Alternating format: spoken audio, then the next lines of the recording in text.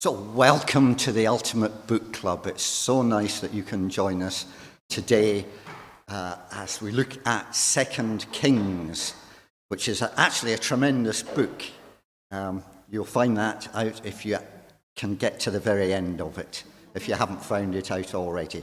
So excellent stuff, and I hope that Mary here will tell us about Huldah, who makes a little cameo appearance. So we have indeed got Mary Langton here. She's a local preacher at Bramwell Methodist Church, as you know, I'm sure. And she's well used to telling us about the Bible. So certainly looking forward to hearing about 2 Kings from her. But first of all, let me just remind you that we're meeting again, of course, first Sunday of next month, when we will look at Luke. And it's a great opportunity to read the whole gospel from beginning to end. Gives you a different picture from what we normally get on a Sunday morning, which is just a small section. It's a well-written whole story. And that's going to be given by Phil Maltby. That's the 5th of June. Before I hand over to Mary, let's just pray. Almighty and Heavenly Father, we're so blessed by having a Bible to read. And in particular, thank you for the book of 2 Kings and for Mary, who's going to tell us about that book. We ask for your Holy Spirit to inspire Mary as she picks the words given by you to tell us about the book and inform us about your word. And we ask for your Holy Spirit also to be with us, to open our hearts to what your message is from that book. We ask all this in Jesus' name. Amen. Mary. Thank you, Colin. It really is a pleasure and a privilege for me to share with you what I've discovered about 2 Kings. Mostly, I have to confess, over the last few months. Not a book I was particularly familiar with, and it's been a real eye-opener to me, and I'm not a scholar or an academic, so it will be at a fairly easy to understand level. So I hope that'll suit us all, and fairly basic, but there are some wonderful messages in it for us today. And so we will, what I'd like to do first of all is on our first slide, this is a slide which I've very much simplified from David Pawson's book, Unlocking the Bible.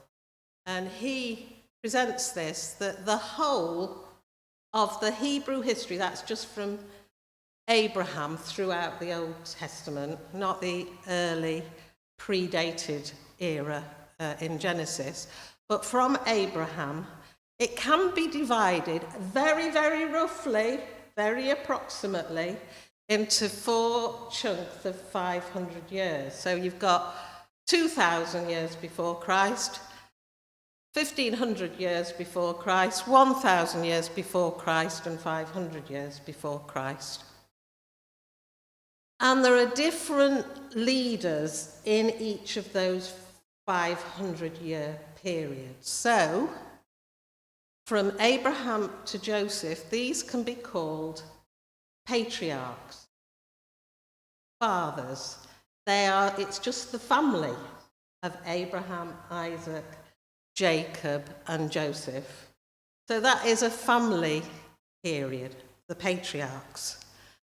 But following Joseph, the death of Joseph, for 400 years, that yellow bit there, there's no record of anything in the Bible. Obviously, history was continuing and things were going on, but there's nothing in the Bible for 400 years. And then it picks up in Exodus that the children of Israel, from being welcome guests under Joseph, become slaves and cry out, as the old song goes, "Let my people go." And under Moses, then we jump into the second 500 period, which is headed as the prophets. Now, prophets existed all through the Old Testament, but we're talking here about those in leadership roles. So from being the family, it now moves to individual prophetic people, beginning with Moses, going through Joshua, all the judges, and on to Samuel, who was the last of the judges. And they then lead the children of Israel. But the people ask Samuel for a king. They want to be like all the nations around them who have a king. And Samuel says, well, for us, God is our king. But the people insisted, so Samuel and God, as it were, gave way, and they chose Saul, who was head and shoulders taller than anybody else. And he became the king of the 12 tribes of Israel. And this is the period that we're looking at this afternoon, the 500 approximately period of the kings, not from Saul, because Saul and most of David are in 1 and 2 Samuel, and Solomon and 11 of the kings are in 1 Kings, and we've already looked at that with Jenny Manning. So we are moving on to 2 Kings. So it's just 39 of the kings. That's all we're looking at. Not a lot, is it? This afternoon. And then you can see the 2 red bits. If you want to get a kind of a handle on the whole of the Old Testament, you need to think in terms of those 2 red bits. Everything that happened in the Old Testament was either before or after Exodus, and before or after the exile. And so if you're reading any of the prophets or anything like that, it just gives you a little bit of perspective, or helps you to find the context of what you're reading. And that, it's interesting, it begins with Joshua, because Joshua was a priest. And we read that Joshua was actually crowned as a priest. It's almost as if the leadership from kings was now being passed to the priests. And Joshua was the first one after the exile. They no longer had any kings of Davidic descent, not until Jesus, that is. And I made a mistake, I'm sorry. Paul very kindly went through all this, and I put Joshua to Caiaphas, because Caiaphas was a priest in New Testament times when Jesus was condemned to death. And the Jewish people, even at that time, weren't looking to Herod, who wasn't a Jewish king, and they weren't looking to the Roman Empire. The Jewish people looked to the priests as their leaders, and Caiaphas and Ananias were priests at that time. So where it says Malachi, I should have written Caiaphas. I'd written it all in capital letters, and Paul and I thought it'd be best if it was, because Zedekiah wouldn't fit in capital. If I put all those... Having said that, I think it's rather good that the last king in Israel began with a Z. Might just remember that. So that was quite a complicated slide, but I hope you think it's a helpful slide for the whole of our understanding of the Old Testament. So we'll move on to another slide which gives us some understanding of the Old Testament, and that is what's known as the Fertile Crescent. So all those green bits. Now, can you kind of identify the Mediterranean Sea on the left? Yeah. And the Persian Gulf is the blue bit on the right. And then you've got the Red Sea, where the V is at the bottom. And then to the far left, you've got Egypt, the River Nile. The River Nile gives the... you see, they can only live where they've got water. We all need water. And so the population was down the sides of the River Nile. And then we have a narrow band going uphill that you may be able to read Canaan and Lebanon. Can you see Jerusalem? Good. Some of you can see Jerusalem. Good. So that gives you an idea of where the Holy Land is.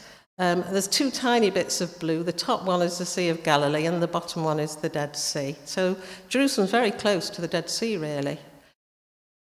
And then going up, on the left, there's Syria, that gave a lot of trouble to people in the Holy Land. And then to the right of that is Assyria. And during this period of kings, Assyria, for the most part, was the dominant empire over the whole of that green area. Well, I'm not sure about Egypt, but over the whole of the green area apart from Egypt. And then Assyria fell, and we have the Babylonian Empire, which is near to the Persian Gulf. So the northern part of the kingdom fell under the Assyrian Empire, and the southern part fell under the Babylonian Empire.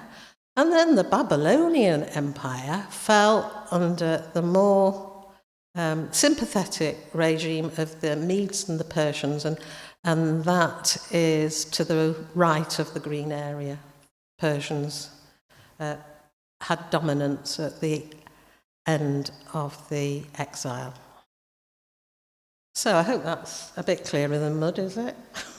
Not to worry.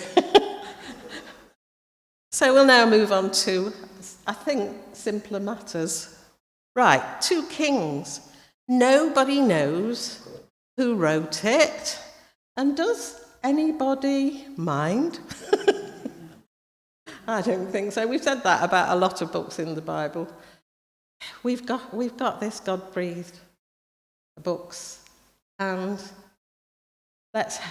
we believe that God breathed them, and he is really behind it all. Some say it's Jeremiah, but there's no real evidence for that. Now, 1 and 2 Kings were originally one book. But about 200 years before Christ, the scrolls were translated into Greek. Now, in Hebrew, they don't have vowels.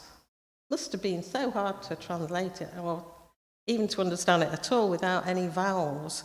But when they introduced all the Greek vowels, it took up at least twice as much space. And they only had scrolls to write on in those times, and so 1 scroll became 2. And that was true for Samuel, 1 and 2 Samuel, and 1 and 2 Chronicles. Interestingly, doesn't appear to be true of Isaiah, which is even longer, but don't make sense of that. And like I said, it does cover about 500 years of history, from 930 BC to about 561 BC. You know, something I'm so thankful for is that they don't give dates for all these kings, because I find it very hard counting backwards. And I keep adding and taking off all the wrong places. So I'm grateful that they don't give you the actual dates, although they can be worked out by people who are scholarly and have the time. Now, it is very much written from God's point of view. And the most common phrase that you will find in 2 Kings is the eyes of the Lord. The eyes of the Lord. Do you remember those pictures where you got this eye, people, and it's like God is watching you? And this is all done from the eyes of the Lord, watching these kings and how they ruled, and whether they were evil in his sight or whether they were worthy in his sight. Now, I'm sure we're all aware, particularly with some of the despotic leaders around the world today, that it was an absolute rule. It wasn't our constitutional monarchy that we have today. It was an individual who made up the rules as he went along. And what he said went, whether it was good or bad, and the people had to fall in with it. Whereas when we think about our United Kingdom, we think of a realm, which is the actual country, the geography. Now, Colin alluded to the fact that there is a little bit of glimmer of hope at the end of 2 Kings. But I have to say, if you look at 1 and 2 Kings in the whole, it starts off on this wonderful, 1 King starts on this high of Solomon, who was said to be the richest king man who ever lived. He had so much gold, people paid tribute to him left, right and centre, and the land covered a bigger area than Israel has ever done before or since. It was huge. And there was peace, and it starts on this high. And Solomon did this wonderful thing of building a temple to the Lord. So it was amazing. Goodness me, it's 2:20 already. I'm going to struggle to get through this because we haven't really started, have we? Anyway, so it's downhill all the way. Everything gets worse and worse. There's a few little peaks, but the graph goes. We've had it this week, haven't we, with People's Fall, Boris Becker and that man in the Virgin Isles and this MP in Parliament, people falling from grace. And Israel, over that 500 years, goes lower and lower. And it's called 2 Kings, but 1/3 of it, let's go to the next slide, 1/3 of it is about Elijah and Elisha. Really the most interesting chunk. Elijah's largely in 1 Kings, Elisha's in 2 Kings. And it is about Elijah passing the mantle to Elisha. It happens all through the Bible, with Moses passing it to Joshua, David to Solomon, and in the New Testament, John the Baptist to Jesus, and even Paul to Timothy. People passing on, continuing the work. But Elijah and Elisha are 2 extremely different characters. Elijah was a loner, rather wild. He was, his moods fluctuated, and he lived in a time of great upheaval, and he was very fervent for the Lord, particularly when it came to idolatry and the worship of Baal. And we know in 1 Kings that he has a contest with the prophets of Baal, and Elijah is victorious, but he doesn't feel very victorious because Jezebel, Ahab's wife, says she's going to kill him. Well, I think that would all get all of us feel down a bit, wouldn't it?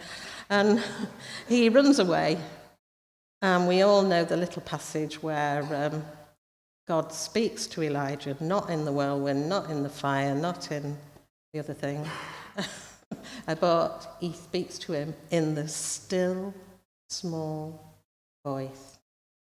Now, you remember that, don't you? Yeah, I'm getting some nods, but can you remember what God said to him in that still, small voice? I doubt any of you can, really. Sorry? Oh, before, when he ran away from, God looked after Elijah's physical need. He had a good sleep and some food, yeah. But that wasn't what God said to him in the still, small voice of calm, no. He gave him instructions to do 3 things. Oh, Margaret knows. I knew she'd know. He gets instructions, and he gets instructions to anoint a new king in Syria. It's a mystery, that. Syria is nothing to do with... it is next door to Israel, but supposed to anoint him, and he's supposed to anoint Jehu, and just forgotten the third thing. Anyway, he had to do something else. You look it up. I haven't written it down, you see. So anyway, I mustn't go on too long. But Elijah, as we know, was very much like John the Baptist. John the Baptist was a loner. He suffered with depression and doubts when he was in prison. Who wouldn't?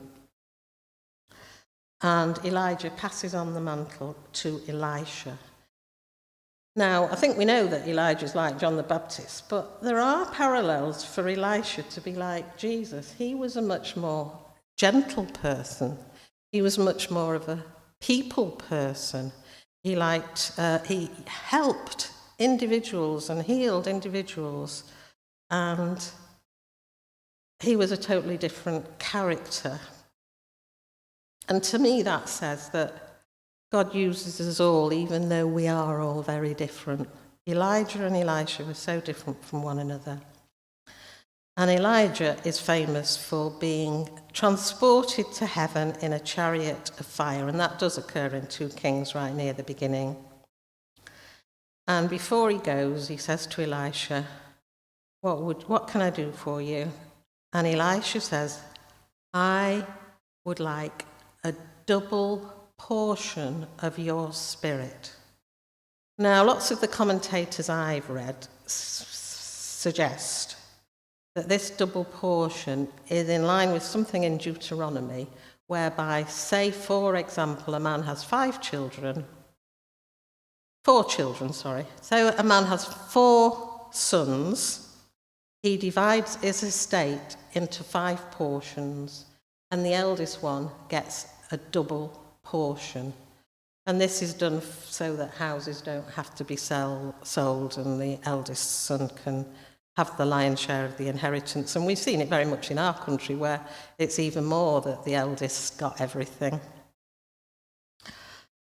But when we look at this double portion, we see that Elijah was in ministry for 25 years, approximately, and Elisha, 50 years. So he had double time. And if we go to the next slide,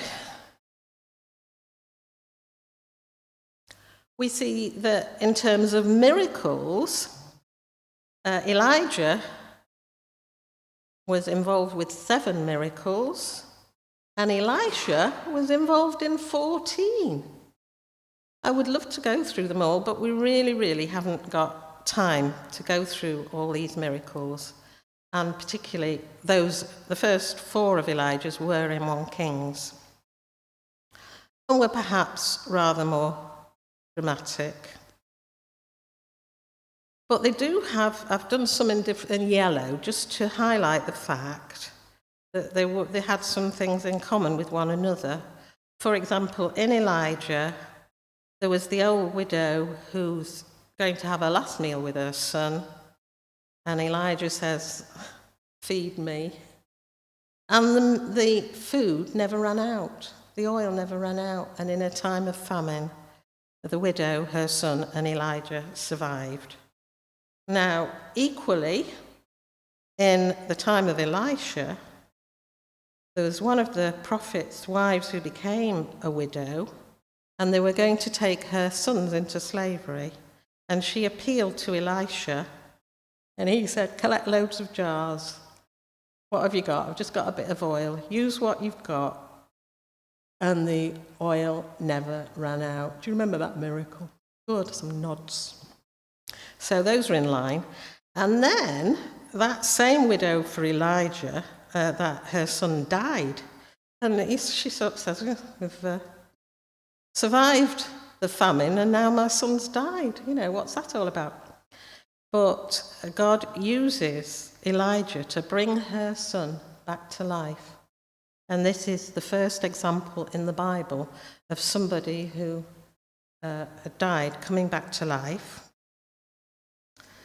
But Elisha also brought a young boy back to life. And this was a wealthy woman who was unable to have children. Then she had a son. And again, this son died, and God used Elisha to bring him back to life.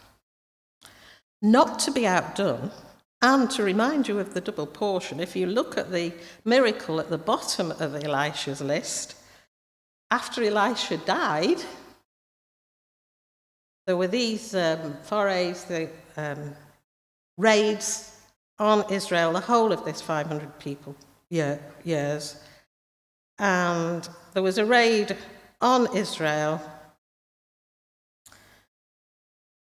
And so the men had to flee. The men who were going to bury this fellow had to flee. And so they threw his body into Elisha's tomb. And wow, he came back to life just by touching Elisha's bones. So Elijah was used to bring one person back to life, and Elisha was used to bring two. And just to complete the picture, in the New Testament, Jesus, before the resurrection, brought 3 people back to life. And Peter brought 1, and Paul brought 1. So they have 5 in the New Testament and just 3 in the Old Testament. And Elisha was used for various interesting miracles. I think the one we know best is Naaman. He was the Syrian commander of the army who had leprosy. And Elisha told him to go and dip himself 7 times in the Jordan, and Naaman was healed. The floating axe head's an interesting one, but I'll leave you to read that yourself. I like the one where the Syrians were particularly attacking Israel at this time of Elisha. And every time they tried to attack, Elisha informed the king where this would take place. And so the king of Syria tried to get Elisha, because his men said, it's that Israeli prophet. God's telling him where you're going to attack. So the king of Syria tried to arrest Elisha, but Elisha caused the whole army that went for one man, he caused them to go blind. And so Elisha led them to the king in Samaria. I don't know how he did it. He must have done it with a rope, I said, all these blind men. I don't know how many. And the king said, what am I going to do with all it? If I kill him, then that'll start a war. And Elisha said, oh, no. He restored the sight and then gave them a banquet and sent them home. Now, isn't this the way to deal with disputes? Turn your enemies into friends, and Syria never, ever attacked again. It's a good example of us how to go when we've got enemies. Pray that we might make friends with them. Right, so next slide. That's all I'm telling you about Elijah and Elisha. So there's lots more. I mean, yes, how can you do it? So this 500-year period when the children of Israel were led by kings begins with a united kingdom. A united kingdom under just 3 kings, under Saul, David, and Solomon. And they each ruled for 40 years, which accounts for 120 years of a united kingdom. Now, Solomon started well, but he finished badly. Largely because he had 700 wives. So, I think you just can't imagine it. I'm sure most men are more than happy with one, but 700 wives. And they all brought their various gods with them. All this pagan stuff, and that was the beginning of the downfall, really, because they brought all these different gods. And also, Solomon had this huge empire, really, the biggest, like I say, area of land, and all the countries round about, Ammon, Edom, and Aram, and they all paid tribute to Solomon, and he was tremendously rich, and he taxed people. You know, it's true of all hyper-wealthy people. However much they've got, they want more, don't they? These billionaires, why do they do things? So they've got more money than anyone can possibly need or want, but they still want more. And Solomon overtaxed people. And when he died, his son Rehoboam became the king. And Rehoboam had two lots of advisors. He had the old wise men who could see what was happening, and he had his mates. And the old wise men said, you know, these people in the north, they're fed up of paying all this taxes. You've got to reduce these taxes, and you've got to spend more of it on them than, you know, all the money goes down south, doesn't it? Have we heard that before? You know, they've got to have something a bit fairer, and the money should go back to the people in the north. But Rehoboam's mates said, oh no, tax them all the more, get all you can, greed, greed, greed. And so it resulted in them bringing Jeroboam, who was exiled in Egypt, bringing him back to be king of the northern kingdom, which then became called Israel, and the southern kingdom, which was called Judah. I've written Judea here. Sorry about that. Judah. I don't know whether it's the same or not. Oh, there we go. Anyway, it was called Judah. And so, number 2, we have the divided kingdom between Israel in the north and Judah in the south.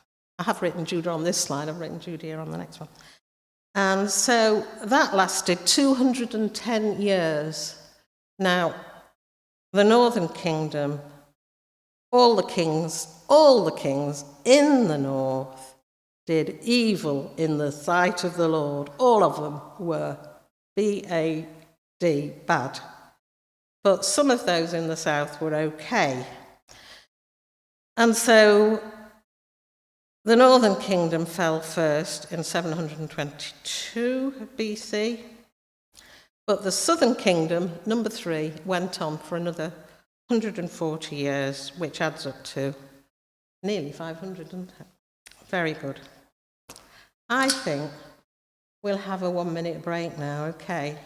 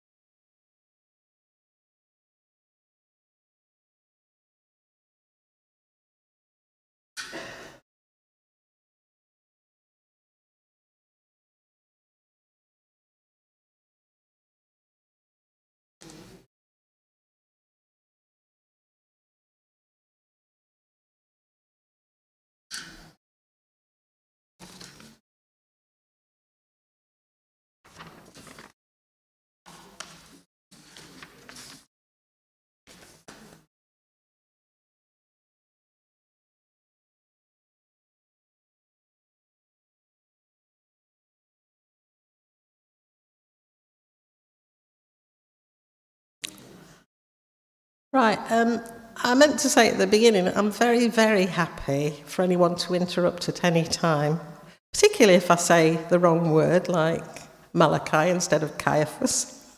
So similar, aren't they? If you want to correct me on anything, please feel free. Or if you want to ask a question or make a comment. I'm quite happy if you do it as we go along, because you get to the end and then you think, oh, I just wondered about that. And then when it gets to the end, you've forgotten what you were thinking. So Kate's got something she wants to say now.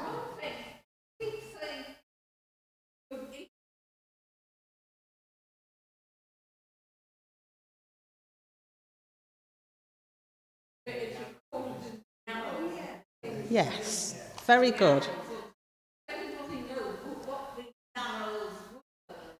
Well, they were some kind of record of the kings of Israel and the kings of Judah. And when John covers Chronicles, they've got even more resources to look to. But as far as I understand, we have no access to those records now. So they did, whoever wrote, or it might have been a group of people who wrote 1 and 2 Kings, they must have had access to these historical notes, but we've no longer got them. Thank you very much for that, Kate. Good point. So we'll move on to our next slide. It's a bit small, isn't it? I hope you can see. But every single king is recorded in the same way. So in the north, it tells you not the date when the king started to reign, but when they started compared with whoever was king in Judah. And likewise for the south, their start time compared with Israel.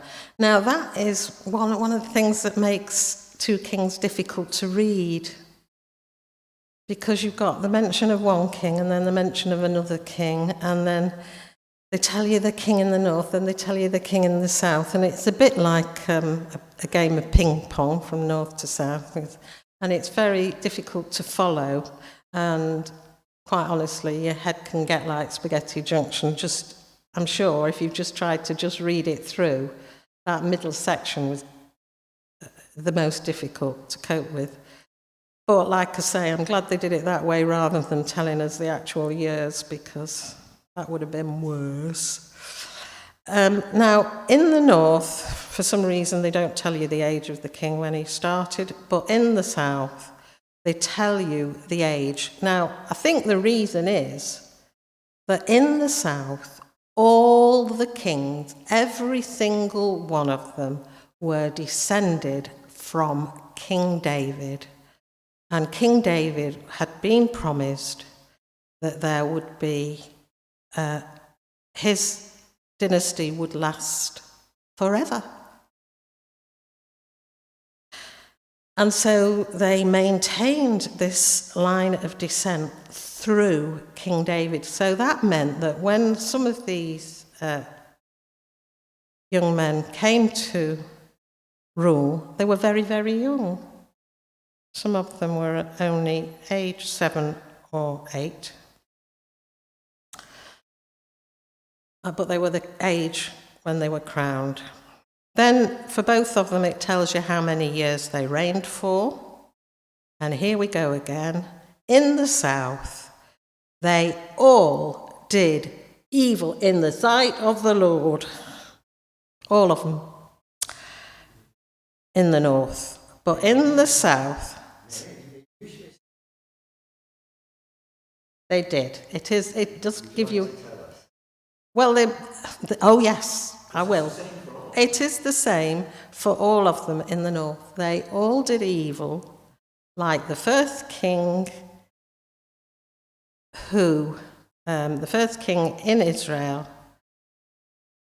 who followed the ways of Jeroboam, the first king.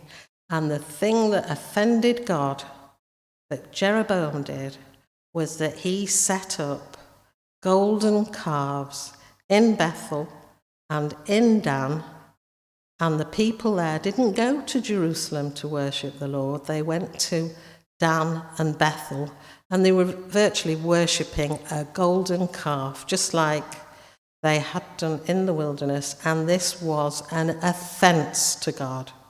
And that was the number one, thank you, Colin, number one reason why they were evil in the sight of the Lord. Now, they probably, a lot of them, weren't that bad in the sight of people. Omri was quite a good king. They enjoyed prosperity, peace. The people had a good standard of living. They were comfortable, and they would have said Omri was a good king. He was in 1 Kings, actually. But that was in the sight of humans. We are talking in the sight of the Lord. But in the south, some 8 of them did what was right in the eyes of the Lord. In the south, they were given the name of the mother because the name of the father was always the previous king, so they didn't need to. It might have been a brother, but he was a direct relative of the previous king, so they just give the name of the mother. But in the north, there were lots of assassinations, lots of dynasties, and so they gave the name of the father, whether they were in the same dynasty as the previous king. And here we have what you were saying about the annals of the kings of Israel and the annals of the kings of Judah. So I think I've dealt with that. In the north, they just tell you when they died. But in the south, they tell you whether or not they were worthy of being buried in the place of the kings. And in the south, it was always a successor, but in the north, it quite likely to be a usurper, the person who'd done the assassination. So we'll quickly look at the next slide. These are all the kings recorded in 1 Kings, which are really outside my remit, the first 11 kings, north and south, which were dealt with by Jenny Manning when she looked at 1 Kings. Excellent, that is, on the Bramwell Methodist Church website, worth looking at. Right, so we'll move quickly on to the divided kingdom in 2 Kings. So what I've done here, the whole of 2 Kings begins with Ahaziah falling through the roof. Remember that? And so he wanted to know whether or not he was going to survive his injuries, and he sent his men to consult Beelzebub. Well, this was a huge offence when they'd got Elijah to turn to. And Elijah said, "You're going to die," and he did. So he only lasted 2 years. That's those numbers down there are how many years they lasted. Extra confusion comes to us when we realise that there was a king in the north called Jehoram and a king in the south called Jehoram, and they were around the same time. And there was a king in the north called Ahaziah and a king in the south called Ahaziah, and they were around the same time. So it all seems to be designed to confuse us, but I think it's also designed to make us persevere with our study of the scriptures to get to grips with it. Now, on the left, 3 down, is a fella called Jehu, and a lot of time is given to Jehu in 2 Kings. He was the commander of Israel's army. And do you remember, he was one of the people that Elijah was supposed to go and anoint as king. But he didn't get around to it, so he had to say to Elisha, "I'm going to have to leave that to you. It's unfinished business." So I love this bit where Elisha doesn't go himself. He tells one of his mates, one of the other prophets that they had lots of at the time.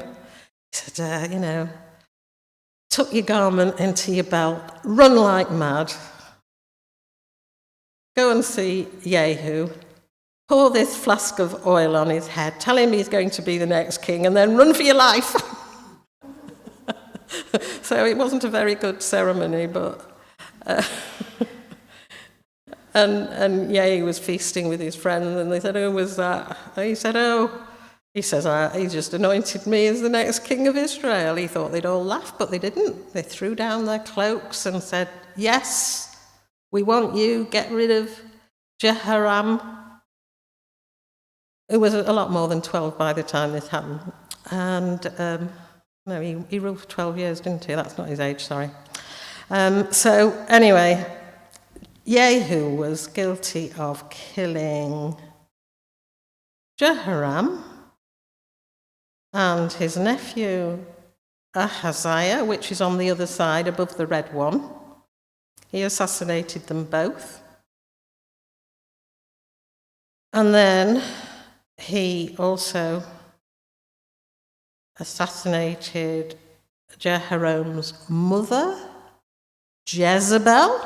You've all heard of Jezebel? They did have a book in the Scripture Union bookshop. I wish I'd bought it, but it passed me by, called The 10 Most Evil Women in the Bible. And I'm sure Jezebel was top of the list. She was really, really evil. And Joram was her son, and Ahab was his dad, and Jehu slaughtered these two evil men. And then when Ahaziah in the south was married to Jezebel's daughter, Athaliah. Done her in red because she was the only queen in this period. And what she did was, when she heard that her husband had been slaughtered, she murdered all her own children and all her own grandchildren and anyone in her family, so that she would be the only person left to be crowned. How evil is that? And she actually ruled for 6 years. She killed everybody except Joash. Now, he was an infant in arms, and his auntie saw what was going on, grabbed him, and found sanctuary in the temple. And he had sanctuary in the temple for 6 years. A lot of this, as I've been reading it and doing my best to study it, I've really felt similar background to what's been happening in Ukraine. Because poor Joash, it would be a bit like all these people who were stuck underground for safety. He was stuck in a room in the temple for 6 years, till he was 7 years old. And then the high priest had had enough of this wicked queen who had claimed the throne in the southern kingdom.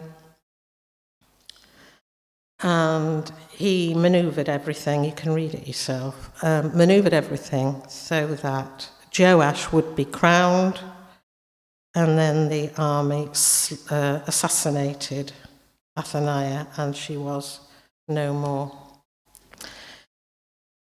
Now, the kings that have done in yellow are the ones who were said to be good in the eyes of the Lord. So we've got quite a few. Haven't really got time to go through them all, but Joash was one of the best, and he got rid of all these idols, and he tried to restore the temple to a decent state of repair. And his son Amaziah was okay, and Uzziah. Now we remember Uzziah because it was in the year Uzziah died that Isaiah got his calling, wasn't it? Do you remember that? Uzziah was good, although he did get leprosy, and he had to live in isolation for most of his reign. And his son Jotham was like a regent, and then he became king, and he was good too. Now, for some reason, Ahaz was a bad one. And he was evil in the sight of the Lord because he introduced all this idolatry, and he even had his own son killed, sacrificed to one of these pagan gods. Totally evil, and yet he did rule for 16 years. But his son, Hezekiah, was described as the best of the lot. He was the best one since King David. And there are more chapters in the Bible about King Hezekiah than any other of these kings. And he did lots of things. There was no one like him.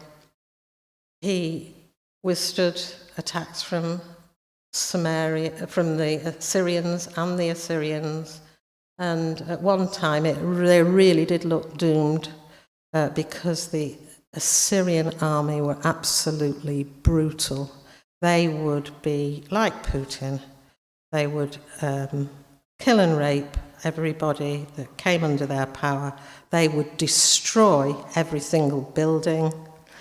And then the leaders, they would impale them. They were the worst of the worst, the Assyrian regime. And Jerusalem was surrounded by this army, and they looked to be doomed. And Colin said, I hope you will mention the prophet. I am jumping ahead of myself here, but yes. Huldah, and I will get to her when I get to that slide. I'm jumping. We'll talk a bit more about Hezekiah, but it was during Hezekiah's reign that the northern kingdom fell after all the Assyrian attacks in 722 BC. And the northern kingdom, what the Assyrians also did was, if there were any survivors, they were carted off to other areas, and people in other areas were moved into that territory so that there couldn't be uprisings because people had lost their identity and they intermarried. And these are known as the lost 10 tribes of Israel. They were never to get their identity back, except to some extent in what in the New Testament are called the Samaritans. And they were descendants in Samaria and the surrounding countryside, and they were mixed marriage with all these other. But the reason why God allowed the northern kingdom to fall was because of this idolatry. All these idols who offended God. So we'll move to the next slide. No, we'll jump on that one. So why did God hate idol worship so much? And we have it in the first 2 commandments, don't we? The first commandment is, you shall have no other gods before me. And so worshipping idols was a direct affront to God. And the second commandment is, you shall not make for yourselves any graven image. So worshipping idols is very much a kind of material thing. They would have a thing made out of wood, stone, or clay.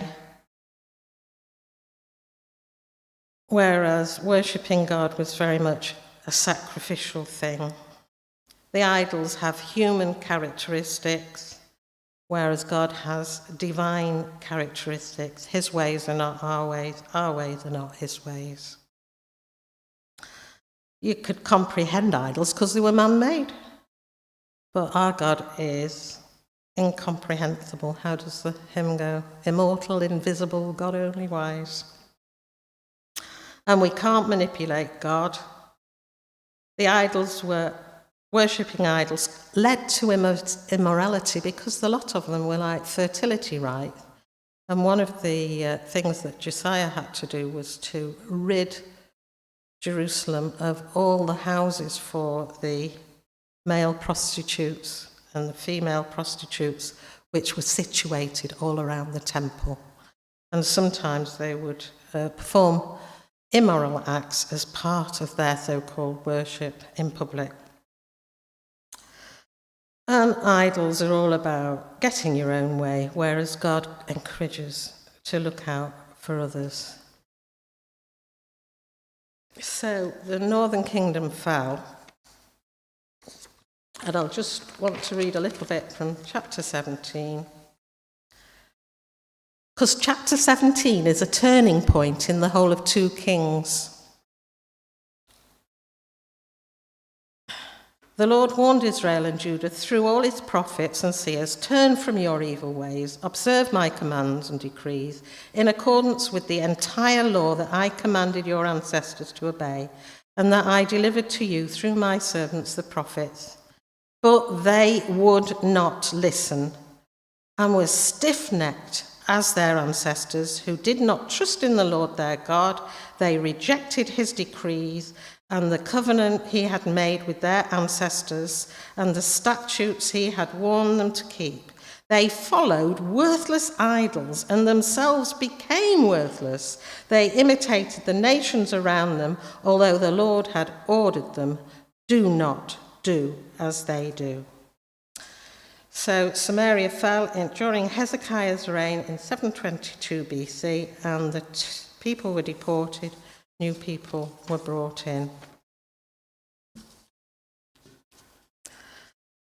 So next slide.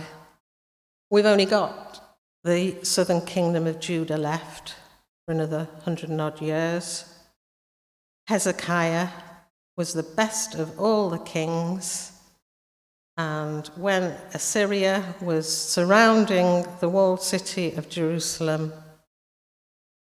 and threatened their very lives, God intervened, and miraculously, or whatever, 185,000 Assyrians died as they were giving siege to Jerusalem.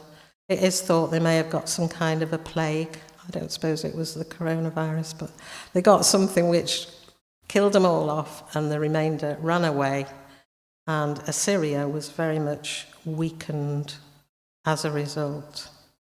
But weirdly, after Hezekiah died, we have Manasseh, who became king when he was only 12 years old, and he ruled longer than any other king in Israel or Judah. And he was the worst of the lot. His practices were more detestable than any king before or after him. He had more than one of his sons offered in the fire to the god Molech. He sought the way forward through every kind of occult practice that you can imagine. He worshipped the sun, the moon, and the stars. And it said that he murdered more people so that Jerusalem was filled with the blood of all the people that he had killed. He was one evil man. But he lasted longer than anybody else. I used to think that about Mugabe, in Zimbabwe. I wish somebody would. I wished he wasn't there. But he lived to die of old age, didn't he, really? He lasted a long time. But Manasseh's son Ammon only lasted 2 years. His own officials killed him because he was just as evil as his dad. And so this meant that at the age of 8, Josiah became king, and as you can see, he was one of the good ones. And this is where we get to the lady prophet Huldah.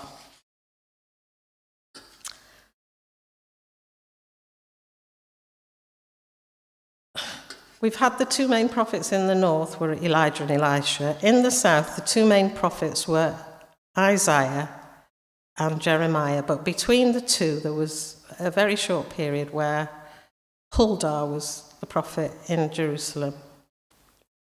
Now, Josiah really did rather, even just as good as Hezekiah, but there's not a lot written about him, but he got rid of all these gods. He cleansed the temple, he sought to have it rebuilt, he got rid of all the worship in the high places and all this idol worship, and he really, really was fervent for the Lord.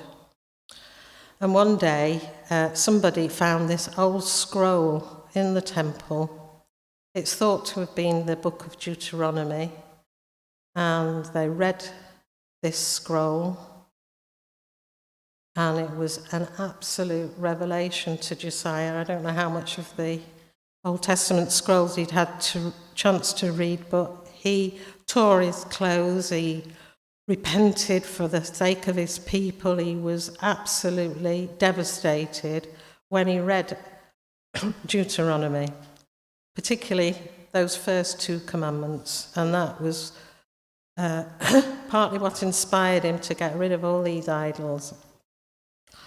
But when he first found the book, he wasn't sure about it, and so he asked his officials to take it to this prophet, this lady prophet, Huldah. It's nice that not all the women in the Bible are evil. We've got a good one here, Huldah. And she said, yes, this is genuinely God's word. Take heed of it. But it won't happen in your lifetime, Josiah, but Jerusalem and the temple will be destroyed as is promised if the people don't obey the Lord, just as Isaiah and Jeremiah had predicted.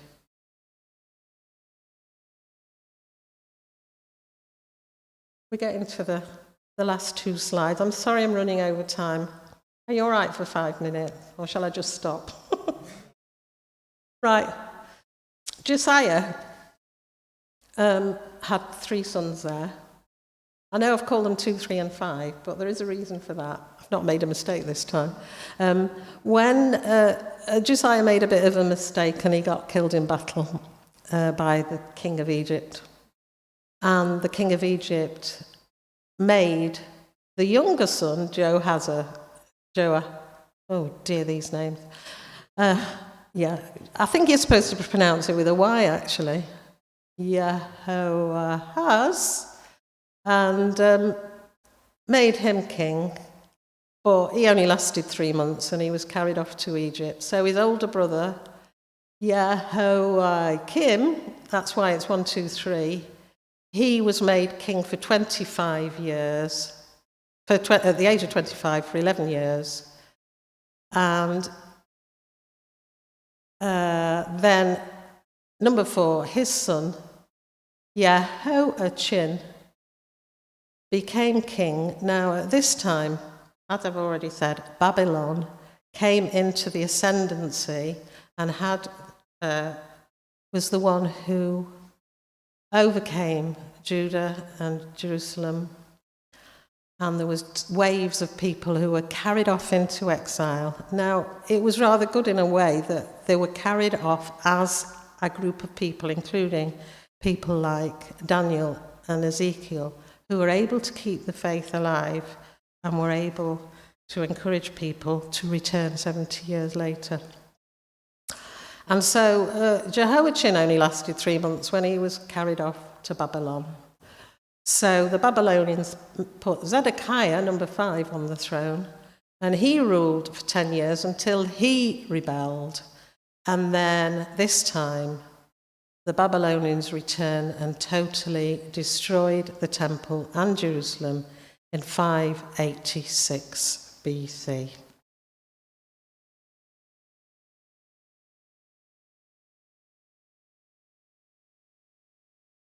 final slide. I'm all hot and sweaty here. It's very warm in here, isn't it? We should have opened some windows, but anyway, we'll perhaps open a window in a minute. We'll open that door anyway. Yeah. Why study 2 Kings? Well, the whole of the Old Testament is an example to us. Mostly, it's an example of how not to be. Do not worship idols. And idols begins with I for a very good reason, because it's do not put any gods before me. And most of us tend to look after number 1, the big I, in the centre of our lives. And it's also, with Elijah and Elisha, an example of how God can use all sorts of people. Even Jehu was used to kill Jezebel. Did you remember that story? Do you remember reading that? She put on her eye makeup, did up her hair. He came along, what was his name? I'm losing the plot now. Jehu came along and he said, "Who's for me?" And these 3 eunuchs threw her out the window. Sorry, I shouldn't laugh. But she died. And the dogs ate her flesh. Yeah, lovely. Oh, it's not boring, is it?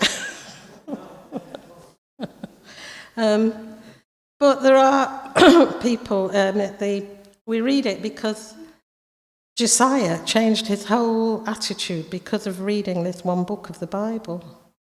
The Bible changes our attitudes because there's the world's eye view and there's God's eye view. And if we follow the world's eye view, it's not going to end up very well. But if we follow God's eye view and seek to please him, then things will, at least ultimately, be far better than if we go our own way or the way of the world. And we're encouraged not to allow syncretism, that is the mixture of religions. A lot of people think all religions are the same and we all worship one God and it's all, it's all very nice to mix with one another. I'm not saying we shouldn't mix with people, we should love one another, but we don't have to bow to their gods or believe what they believe, because it is contrary to what we believe as Christians. Even things like pagan festivals. It's only in this environment I can say it, really, but there's nothing in the Bible that says we should celebrate the birth of Jesus. It's been picked up from a pagan festival, hasn't it, where they would eat too much, drink too much, have a lot of fun, give each other presents and sing carols. Pagan.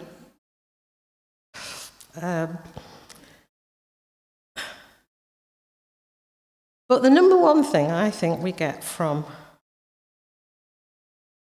Kings is that, you know that hymn, don't you? Jesus, our shepherd, brother, friend, our prophet, priest, and king. The prophets, the priests, and all the kings actually are nothing and no one compared with King Jesus, who fulfilled the prophecy that was given to David, because both through his mother's line and through his father's line, recorded in Matthew and Luke, Jesus was a descendant of King David. And he fulfills all righteousness. He is the one that we can look to and know that Jesus is above all kings and all powers and all authorities.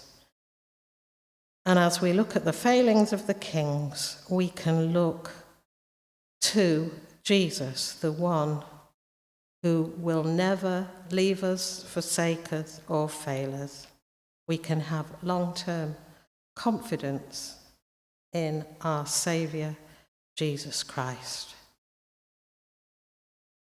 I've gone on and on. I am sorry. I've been strict with other speakers about lasting an hour, but I felt a little bit more freedom since we moved to an afternoon meeting. I used to really want it to be over with after staying at church, making soup and then having a meeting. I just wanted to get home at 2:00.